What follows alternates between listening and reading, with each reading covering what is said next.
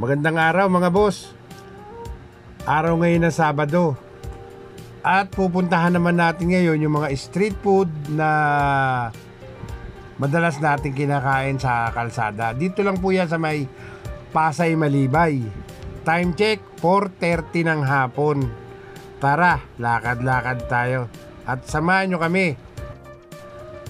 Ito na nga yung una nating dadaanan. Ito naman yung lutuan ng mga fried manok, fried chicken dito. Dito yan sa may Malibay, Pasay. Ay, si Kuya lumabas na oh.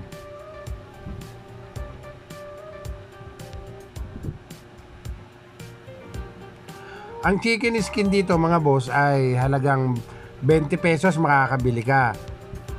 Yan. Halagang 20 pesos lang. Pwede tayong bumili. At medyo marami na rin mga boss. Mahilig pa naman yung anak ko doon kaya bumili tayo ng halagang 20 pesos. Ayun yung lutuan nila. Ayan, nagluluto si Kuya.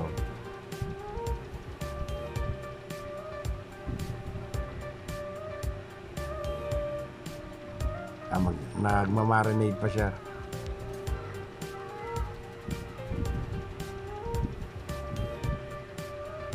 Laging bagong luto ang rito, ang mga fried chicken. Ang dami nabili rito mga boss. At yung manok na yan ay halaga niyan 45, medyo malaki na rin ha. Malaki. At medyo mahal talaga ang manok ngayon. Murang-mura na yan. 45 lang, malaki na. Kasyang-kasya na sa atin. Ayan yung fried chicken skin.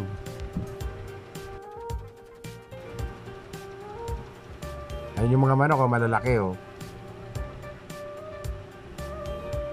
Ayan oh, laki, di ba? Oh, lalaki niyan. Ayan, at nakasalang na si Kuya. At niluluto niya na yung mga At talagang ang dami nabili rito. Talagang araw-araw bago yung mga manok nila.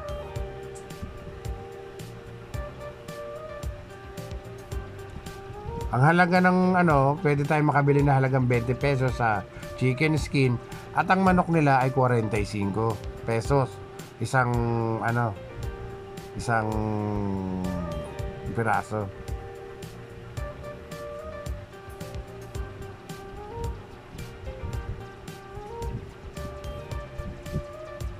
Okay, sige Kuya. At kami lalakad naman dito sa may kabila.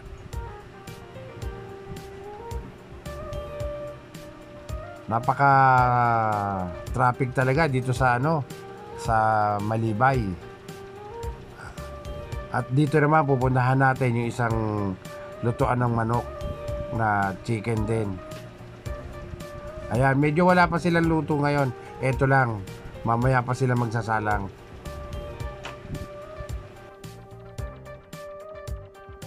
At dito naman, ang manok dito medyo maliit, 20 pesos.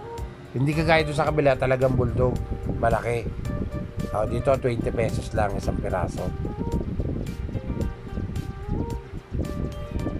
Dito may buo naman, fried chicken din dito, mga buong fried chicken din dito. Iisa lang ang presyo rito mga boss. Mga mura lang naman ang mga manok dito. Same lang ang price nila.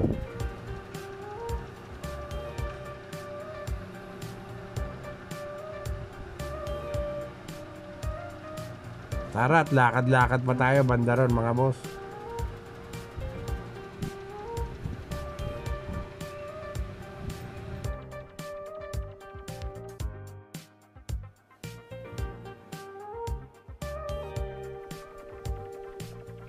Naman yung ihawan, bangus at tilapia.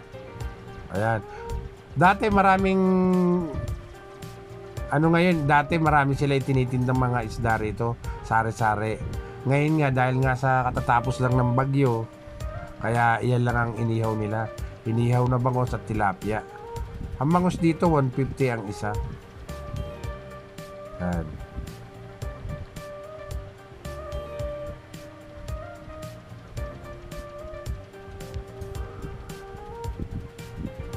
Traffic talaga oh.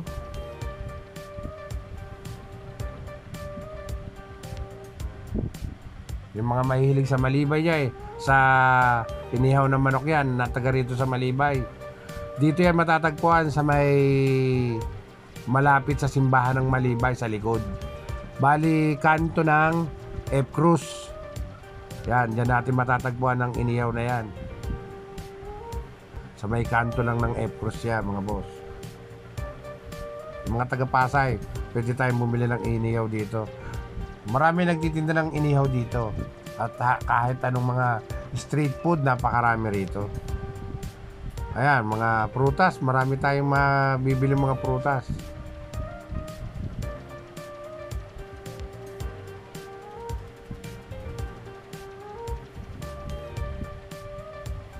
Lakad-lakad pa tayo mga boss.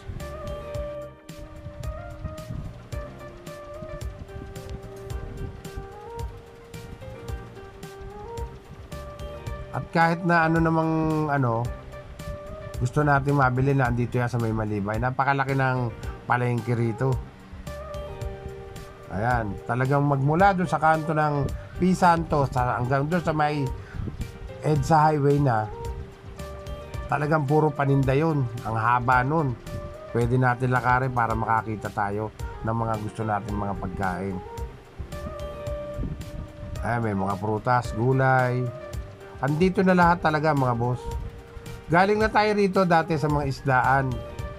Ngayon ang kukunan naman natin dito yung mga street food, yung mga inihaw, mga pritong manok, mga barbecue, yan katulad yan, no? Yan, barbecue yan mga boss, oh. Yan. At mga ulam, ayan, may mga ulam din dito. Mga street food nga itong kinukunan natin. At yan ang inaano ko sa inyo. Yan ang pinapakita ko sa inyo ngayon. Yan, pritong manok din yan.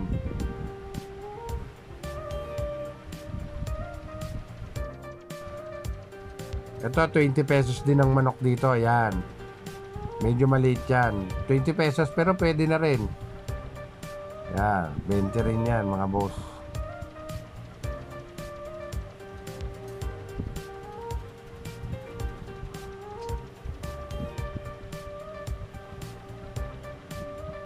Pwede na rin makain yan ng isang tao, yung isang manok dyan.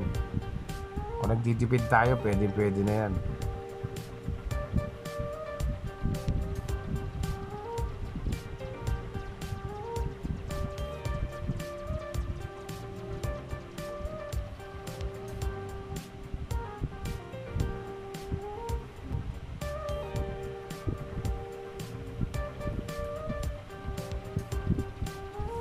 Tara, at lakad-lakad naman tayo banda rito.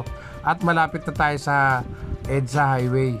Meron din lutuan doon ng mga manok, fried chicken. Ito naman yung yung mga ulam-ulam. Dito rin yan sa may tabing kalsada ng Malibay. Yan, napakaraming mga pagkain dito. Gusto natin lutong ulam, meron din dito. Mga street food. Lakad pa tayo banda ron mga boss.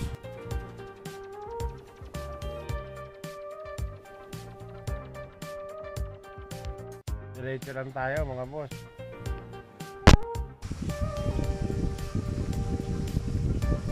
Ayan, mga prutas yan. At bibili nga tayo ng ng mansanas dito. Yan 25. Medyo malaki na yan. At ito naman sa kabila is 15 pesos. Bili tayo ng 3. At namili na nga si partner. At pongkan, meron din dito. Mga ubas, lemon, ayan, mga rambutan, mga dalandan, dami rito.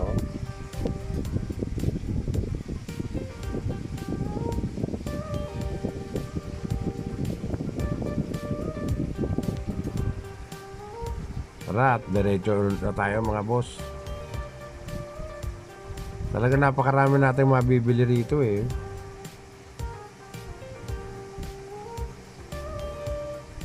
Ayan, siomay naman yan mga boss, oh.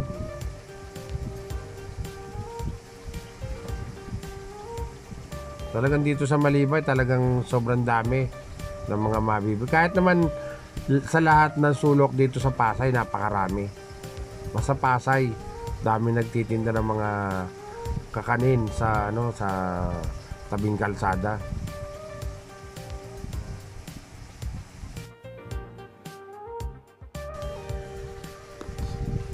Ayan, sa malamig yan, mga boss, oh. Malimang piso lang yan.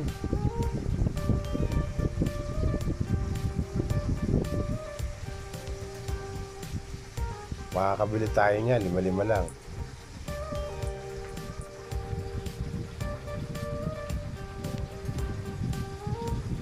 Natataka lang nga si ate. Yan, mga tusok-tusok naman yan. 10, 15, 20. Ganyan ang halaga niyan. Yan, may pusit, merong pugo, merong itlog na na bugok na pinirito, bola-bola, bituka. Kahit nandito na eh. Masarap din ang mga rito. Tusok-tusok dito mga boss. Yan, kabilaan yan, no. Dito ganun din ang paninda nila. Parehas lang. Ay, may lechon pares din sila rito, oh. Overload, meron din sila dito. Tara, lakad tayo papunta pa doon sa may highway. Hanggang doon tayo sa may EDSA. Kung tawagin yun highway, EDSA Highway. Dito yan sa may Malibay, kanto ng Malibay.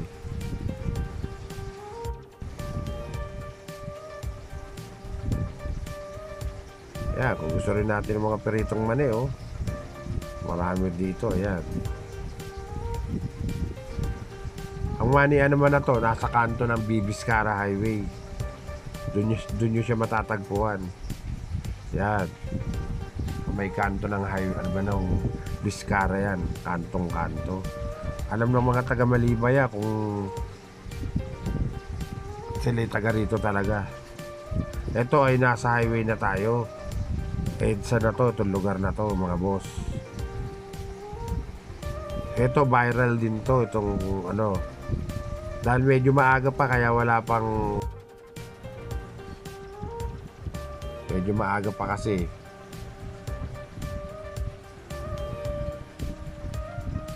At nakakita nga kami ng turun saging, oh. Dito may pinakamurang tinda, mga boss. Madali maubos ang paninda rito dahil sobrang mura. Ang dinuguan dito, makakabili ka ng 30 pesos. Yan turon na yan, laki-laki niyan, ha. Turon saging, 10 piso lang yan, mga boss. At meron ding mga rito, oh. Yan, oh.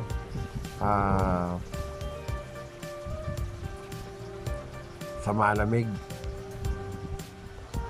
Yan, EDSA na yan, kanto na yan. Mga boss, EDSA na yan.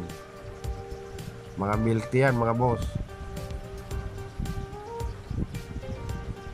Sa malamig.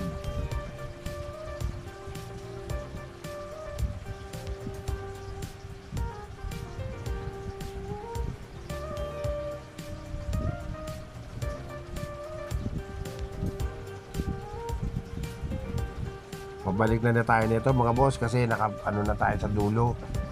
Nakapunta na tayo at nakita na natin kung ano yung mga mabibili natin. Dahil napakahaba nito eh. Itong palengke ng Malibay na to. Itong mga bilihan ng mga pagkain dito sa Malibay. Napakahaba nito. Magmula sa plaza at pagliko mo ng P. Santos, talaga namang puro paninda na yun, mga pagkain, kung ano-anong paninda ang makikita natin. Yun nga, at pabalik na tayo, mga boss.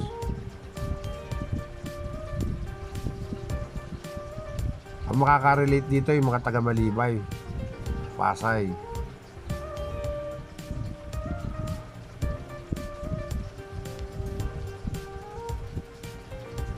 Pero kahit naman sa lahat ng dako ng Pilipinas, talagang ganito ang pamumuhay ng mga Pilipino. Yung street food, talagang napakaraming mga street food dito sa lugar natin, dito sa Pilipinas talaga. Ito talagang natin eh. Kung ugaling Pilipino eh. Yan, napakaraming barbecue. Yan, mga tenga, mga laman, mga kung ano-ano, meron dyan.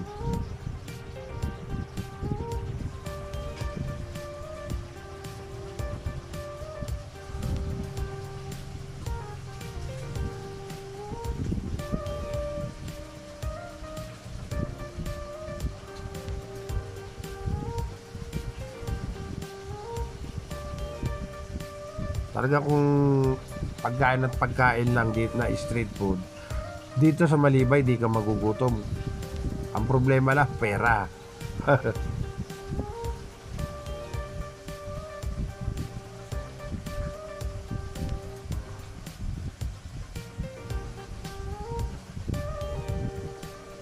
Yan nga, at naipakita ko na sa inyo yung kabuuan ng mga bilihan ng street food dito sa may Malibay. At uuwi na tayo mga boss. Sana nagustuhan nyo yung aking vlog ngayong araw na to.